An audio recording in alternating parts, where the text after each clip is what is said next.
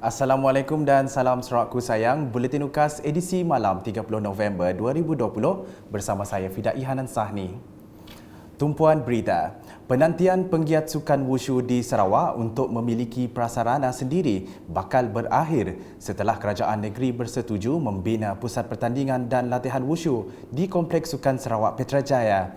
Menteri Belia dan Sukan Sarawak, Dato' Abdul Karim Rahman Hamzah berkata, pembinaan pusat latihan itu juga sebagai pengiktirafan kepada sukan wushu atas sumbangan besar kepada Sarawak dalam pelbagai kejohanan kebangsaan maupun antarabangsa. This is our way also to reward wushu. Wushu have been very productive to the state. They have bring a lot of good names to Sarawak, especially in the national sports as well as international sport. We have been able to produce so many good wushu athletes through the years. Actually, among them, Lo Jack Chang, Diana Bong, Pui Fuk Chian, Chu Yi, Wee Kimberly Go, Tian Ai Ling, Wee Jun Ji, Bong Tek Fu, Clement Ting, and Li Hui Xiang. And through the years, kalau kita lihat in the Sukma national competition, wushu has never failed us. Bercakap dalam sidang media di Kuching hari ini, Dato' Abdul Karim memberitahu pembinaan prasarana yang menelan kos sebanyak 13.2 juta ringgit itu akan bermula pada Februari 2021 dan dijangka siap dalam tempoh 15 bulan.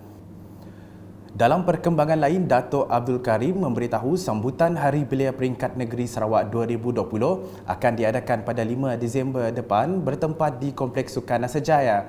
Beliau yang juga ahli Dewan Undangan Negeri Adun Asajaya memberitahu sambutan kali ini akan diadakan mengikut garis panduan ditetapkan dengan penyertaan hanya terhad kepada 1,000 peserta sahaja. Kita akan menyambut Hari Belia Peringkat Negeri Sarawak pada 5 hari bulan Disember. Initially dia sepatutnya diadakan pada 7 hari bulan November, tapi oleh sebab peningkatan wabak COVID-19 tempoh hari, ia terpaksa ditunda. Dan Yang Amat Berhormat telah bersetuju untuk hadir pada 5 hari bulan Disember bertempat di Kompleks Sukan Asajaya. Walau bagaimanapun, kita masih lagi mengikuti SOP yang tertentu. It will not be like the Hari Belia tahun-tahun yang lepas yang mana kita boleh mengumpul beribu-ribu, 2-3 ribu belia untuk bersama-sama. Kali ini kita hanya akan sampai 1,000 sahaja. Katanya lagi, pelbagai program dan aktiviti telah dirancang bagi memeriahkan sambutan kali ini. Berikut pula mengenai cadangan pembinaan sebuah jambatan yang menyeberangi Sungai Tinjar. Menteri Muda Kerajaan Tempatan Sarawak, Datuk Dr. Pengguang Manggil berkata, penduduk Long Teran telah mengenal pasti keperluan untuk membina sebuah jambatan yang akan menyeberangi Sungai Tinjar di Long Teran bagi memudahkan para penduduk di 4 rumah panjang berhampiran. Kalau kita kira ongkosnya, kalau kita buat jembatan melintasi Sungai Tinjar ini, saya pikir lagi murah dari membuat jalan baru dari belakangnya panjang 40 lebih kilometer. Jadi saya aju ini kepada KK di sini supaya kita berbincang membuat pilihan yang mana satu yang kita patut ajukan kepada Yang Amat Berhormat Perdana Menteri. Dalam majlis pemimpin bersama rakyat di Kampung Long Teran Batu, Tinjar, beliau meminta masyarakat di Long Teran ini memohon tanah-tanah hak adat Bumiputera NCR di sukat premiternya supaya tidak dapat dirampas oleh orang lain. Dan saya pernah membawa perkara ini kepada pihak atasan dan setakat ini 22 buah rumah panjang di kawasan N76 ini telah diajukan, permohonan telah diajukan kepada Land and Survey dan di beberapa peringkat. Ada yang telah disukat ikut perimeter survey, ada yang telah dikeluarkan warta, ada juga yang disukat mengikut Section 18 dan ada juga yang telah diluluskan di peringkat MIRI dan juga di peringkat headquarters cuma menunggu bila masanya akan disurvey oleh pihak Land Survey.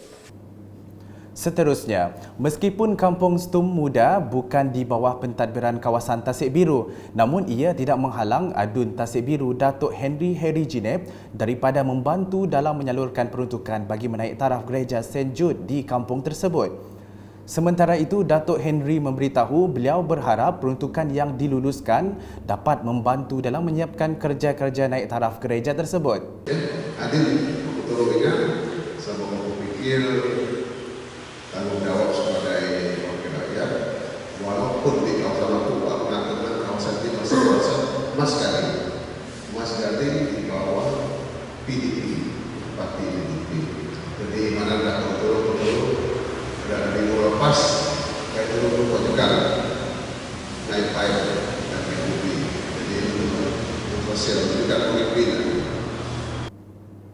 Berucap semasa majlis penyerahan cek unifor di Kampung Stum Muda pada Ahad, beliau menambah sebelum ini Gereja St. Jude telah mengemukakan permohonan kepada unit hal ehwal agama-agama lain unifor sebanyak RM200,000 melaluinya dan diluluskan peruntukan berjumlah RM100,000.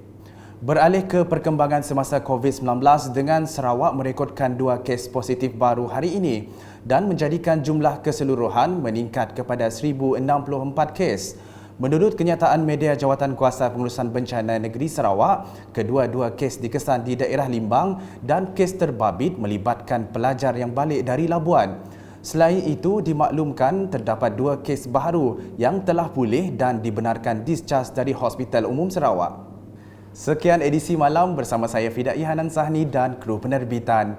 Berita lebih lanjut boleh didapati di semua platform media sosial UKAS termasuk portal ukas.sarawak.gov.my dan pastikan anda subscribe UKAS channel di YouTube. Salam UKAS.